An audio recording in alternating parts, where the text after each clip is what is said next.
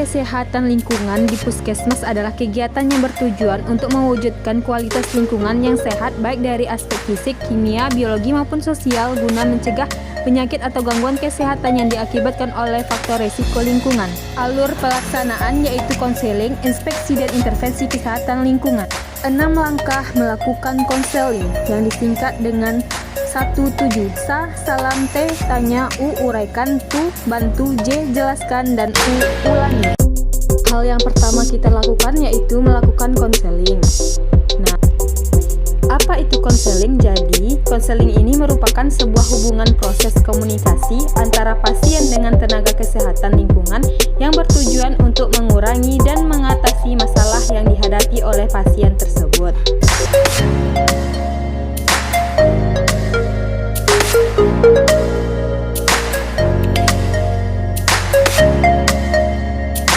Assalamualaikum Kak. Waalaikumsalam, silakan duduk Kak. Ada yang bisa saya bantu? Saya dapat rujukan dari Puskesmas untuk ke klinik sanitasi ini Kak. Ini surat rujukannya Kak. Saya lihat ya Kak. Iya Kak. Nama Kakak Ulfa ya Kak? Iya Kak. Oh iya, sebelumnya Kak perkenalkan, nama saya Nurul Afiza. Saya merupakan petugas sanitarian di Puskesmas ini. Kalau boleh tahu nih Kak, umur Kakak berapa ya Kak? Masih 15 tahun Kak. Masih 15 tahun, berarti masih pelajar ya Kak? Iya Kak. Sekolahnya gimana Kak? Udah masih online atau udah offline Kak? Sekarang udah offline Kak. Udah offline. Berapa lama tuh Kak kemarin online-nya? Kurang lebih 1,5 tahun Kak. 1,5 tahun. Apa perbedaannya Kak? Mana yang lebih seru, sekolahnya online atau offline nih? Lebih enakan offline Kak karena bisa banyak temannya gitu Kak. Nggak bosan di rumah. Gitu. Jadi Kakak menderita penyakit chikungunya. Apa yang Kakak rasakan Kak sekarang? Kayak demam menggigil, sakit kepala, mata merah gitu Kak, terus badan gatal-gatal, Ada merah-merah. ruam-ruam kemerahan gitu ya Kak? Iya Kak. Gitu. Sebelumnya saya mau bertanya, Kakak pernah nggak menderita penyakit chikungunya ini sebelumnya? Nggak pernah Kak. Nggak pernah. 2 atau 3 sampai 10 bulan belakangan ini Kakak ada bepergian ke luar kota atau ke luar negeri atau ke daerah-daerah lain gitu Kak? Nggak ada juga Kak. Nggak ada. Kemudian di 2 sampai 3 bulan terakhir ini ada nggak Kak di sekitar rumah Kakak atau teman-teman sekolah Kakak yang menderita penyakit chikungunya ini Kak? Setahu saya nggak ada sih Kak. Nggak ada juga. Kalau mengenai kebiasaan tidur nih Kak, Kakak biasanya sekarang Kak yang pas online itu kan Kak, Kakak sering nggak Kak tidur jam 9 sampai jam 10 atau jam 4 sampai jam 5 sore gitu Kak? Sering juga sih Kak. Sering juga. Kalau sebelum tidur itu biasanya Kakak memakai obat anti nyamuk atau gimana Kak? Tergantung sih Kak. Kalau malam-malam itu pakai lampu. Kalau tidurnya siang, kalau nyamuknya banyak pakai obat nyamuk.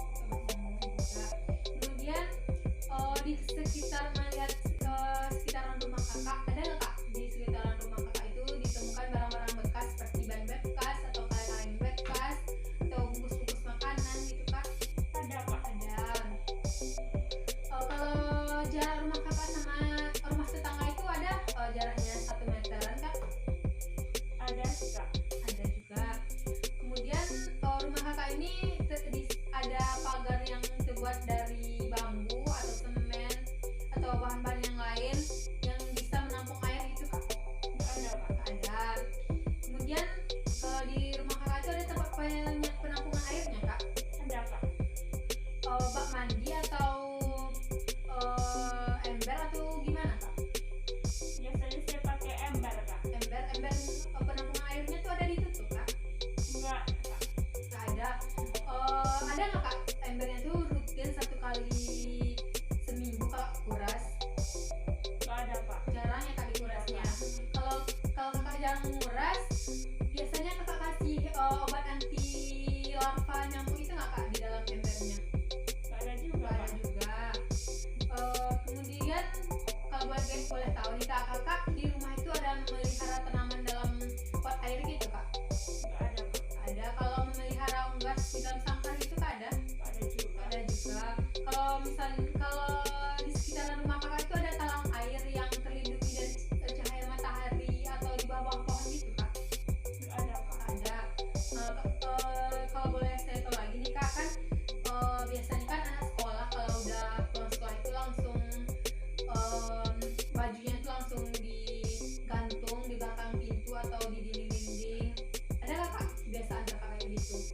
Ada Kak. Sering ya kak ya? Iya sering ya.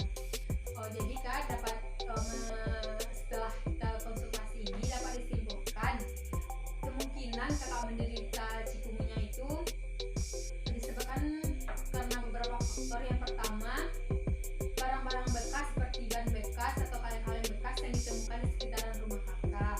Kemudian tempat penampungan air kakak yang tidak ditutup. Selanjutnya juga penampungan air kakak ini yang jarang dikuras dan tidak dikasih obat anti larva nyamuk di dalamnya.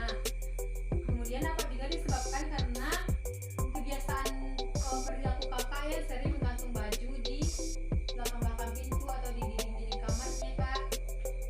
Di sini saya sebelumnya mau menjelaskan penyakit cikungunya itu apa sih sebenarnya. Jadi kak, penyakit cikungunya ini adalah infeksi virus yang ditandai dengan serangan demam dan nyeri mendadak yang ditularkan oleh nyamuk Aedes aegypti dan Aedes albopictus yang menggigit penderita tersebut. Jadi gejala-gejala cikungunya ini seperti yang kakak jelaskan tadi, ada nyeri otot, sakit kepala, demam menggigil, kemudian kemerahan pada mata, mual, muntah, kemudian ruam, kemerahan dan gatal-gatal. Jadi penderita cikungunya itu biasanya menderita gejala-gejala seperti itu kak. Kemudian siapa saja sih yang dapat tertular penyakit cikungunya ini? Jadi kak, penularan orang-orang yang dapat tertular cikungunya ini semua kalangan itu bisa, mulai dari anak-anak, orang dewasa, orang tua, muda, semuanya kak bisa tertular, baik laki-laki maupun perempuan. Jadi cara penularan cikungunya ini kak, yang pertama itu nyamuk yang telah menggigit penderita cikungunya sebelumnya kan nyamuk tersebut telah terinfeksi virus. Jadi nyamuk tersebut menggigit orang lain, kemudian virus tersebut menyebar seterusnya gitu kak. Jadi kalau boleh saya sarankan kak, sebaiknya kakak itu menutup tempat-tempat air penampungan kakak agar nyamuk itu tidak bertelur di dalam air dan menimbulkan larva nyamuk, kemudian menjadi nyamuk kembali. Seterusnya kakak tuh harus menguras penampungan air kakak itu minimalnya 1 kali seminggu kak.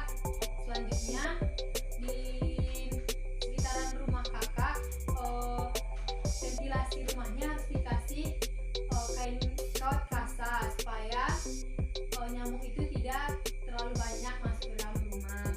Kemudian di sekitaran rumah kakak tadi kan ditemukan barang-barang bekas seperti ban dan kaleng-kaleng serta bungkus-bungkus makanan itu sebaiknya kak dibakar atau ditaruh di tempat penampungan sampah atau dikubur supaya tidak terjadi, supaya barang-barang tersebut tidak menampung air dan akhirnya nyamuk bisa bertelur dan larvanya dapat berkembang di sana kak. Kemudian kak, selanjutnya kakak juga bisa menaburkan obat anti larva ke dalam bak atau penampungan air kakak. Kemudian untuk perilaku tidak sehat mengenai gantungan baju, sebaiknya kakak itu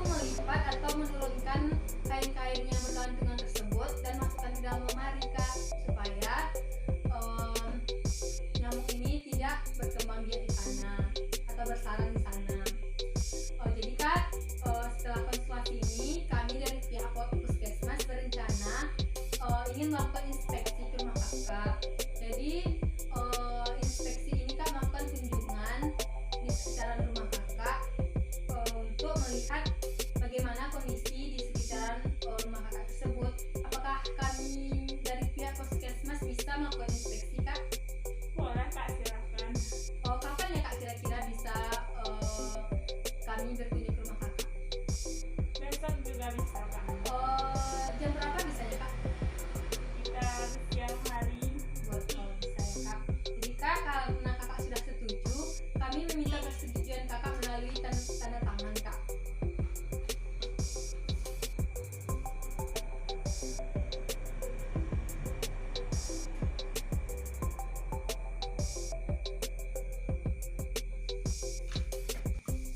Terima kasih ya kak. Semoga dengan konsultasi ini kakak lebih paham bagaimana kita harus menjaga sekitar rumah kita agar terhindar dari nyamuk dan kita juga bisa terhindar dari penyakit chikungunya ini. Saya doakan semoga penyakit kakak cepat sembuh ya kak. Amin. Baik kak, terima kasih kak. Assalamualaikum. Waalaikumsalam. Kemudian yang kedua yaitu melakukan inspeksi kesehatan lingkungan. Dalam kesempatan kali ini saya akan melakukan inspeksi pada pasien penderita penyakit chikungunya yang mana telah melakukan konsultasi di puskesmas sebelumnya. Inspeksi kesehatan lingkungan adalah kegiatan pemeriksaan dan pengamatan secara langsung terhadap media lingkungan dalam rangka pengawasan berdasarkan standar, norma, dan baku mutu yang berlaku untuk meningkatkan kualitas lingkungan yang lebih sehat. Metode inspeksi kesehatan lingkungan yang pertama, pengawasan fisik media lingkungan, yang kedua, pengukuran media lingkungan di tempat, 3, uji laboratorium, dan 4, analisis risiko kesehatan lingkungan.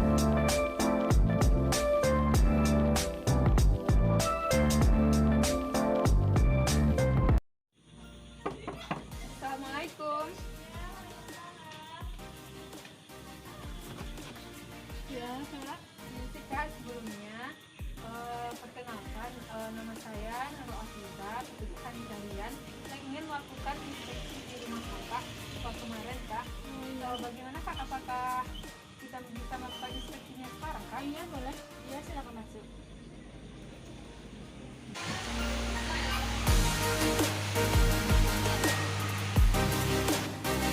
Jadi Kak, setelah diamati, Kakak tidak memasang kawat kasta ya Kak? Iya kak, nggak ada kawat kastanya kak. Kalau untuk baju pakaiannya ini memang digantung di sini ya Kak? Iya kak, soalnya bekas pakai kak. Begitu ya Kak. Untuk bak mandinya sendiri Kak, apakah ada dikuras Kak? Minimalnya 1 kali seminggu Kak? Jarang kak, biasanya 1 kali sebulan lah kak. Oh iya ya Kak, ada kelihatan jentik-jentik nyamuknya di dalam ya Kak? Iya kak.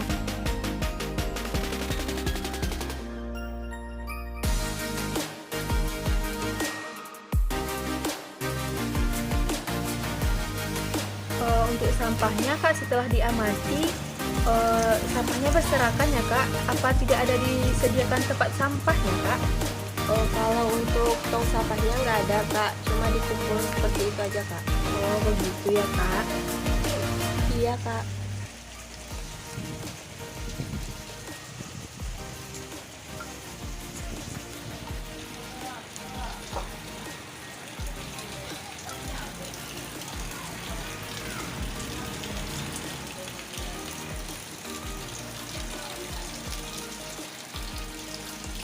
Jadi Kak, setelah kita melakukan inspeksi di sekitar rumah Kakak tadi, saya ingin menyampaikan beberapa hal mengenai saran agar Kakak bisa terhindar dari penyakit chikungunya ini ke depannya. Yang pertama itu, setelah kita perhatikan di sekitaran ventilasi di rumah Kakak tadi kan tidak dipasang kawat kasta. Jadi sebaiknya Kakak bisa memasang kawat kasta di ventilasinya supaya nyamuk juga tidak memasuki rumah Kakak. Ya. Jadi untuk saran selanjutnya, setelah kita tadi ke tempat penampungan air Kakak, baknya juga jarang dikuras ya Kak. Jadi jentik-jentik nyamuk banyak terdapat di sana. Untuk itu Kakak, saya sarankan nih Kak, Kakak itu menguras bak mandinya itu minimal 1 kali seminggu Kak, supaya jentik nyamuk ini tidak ada lagi di sana. Kemudian di sekitaran rumah kakak juga ditemukan kaleng-kaleng bekas dan sampah-sampah yang berserakan ya kak. Iya kak.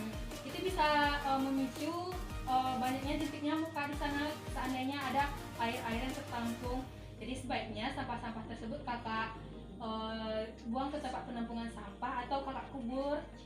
Kemudian mengenai perilaku kakak nih kak, kakak juga tadi setelah kita melakukan inspeksi kan banyak baju yang digantung di belakang pintu dan di kamarnya. Sebaiknya kakak menurunkan dan melipat baju-baju tersebut dan memasukkannya ke dalam lemari kak. Gitu ya kak. Ya, jadi kak sekian ya kak yang dapat saya sampaikan mengenai saran-saran untuk rumah kakak ini. Jadi kedepannya mudah-mudahan bisa diterapkan dan kakak juga terhindar dari penyakit cikungunya ini. Terima kasih ya kak. Ya, terima kasih banyak kak menerima kami dengan baik. Iya kak. Terima kasih ya kak. Assalamualaikum. Waalaikumsalam.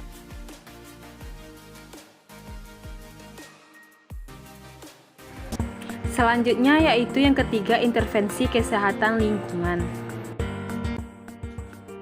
Setelah kita melakukan kegiatan inspeksi kesehatan lingkungan, hal selanjutnya yang kita lakukan yaitu intervensi kesehatan lingkungan. Nah, apa itu kegiatan intervensi kesehatan lingkungan? Jadi, kegiatan intervensi kesehatan lingkungan ini merupakan tindakan penyihatan, pengamanan, dan pengendalian untuk mewujudkan kualitas lingkungan yang sehat, baik dari aspek fisik, kimia, biologis, maupun sosial. Nah, untuk tindakan intervensi kesehatan lingkungan ini ada 4 tindakan yang harus kita lakukan. Yang pertama yaitu komunikasi, informasi, dan edukasi atau pemberdayaan masyarakat. Yang kedua, perbaikan dan pembangunan sarana. Yang ketiga, pengembangan teknologi tepat guna. Dan yang keempat, rekayasa lingkungan. Yang pertama yaitu komunikasi, informasi, dan edukasi atau pemberdayaan masyarakat, yang mana tujuan dilakukan komunikasi, informasi, dan edukasi atau pemberdayaan masyarakat ini yaitu untuk meningkatkan pengetahuan, kesadaran, dan perilaku masyarakat dalam masalah kesehatan lingkungan itu sendiri. Dapat dilakukan dengan memberikan promosi kesehatan, penyuluhan, maupun pemicuan terkait masalah tersebut. Baiklah, Assalamualaikum warahmatullahi wabarakatuh. Selamat datang ibu-ibu semua dan terima kasih atas kehadirannya.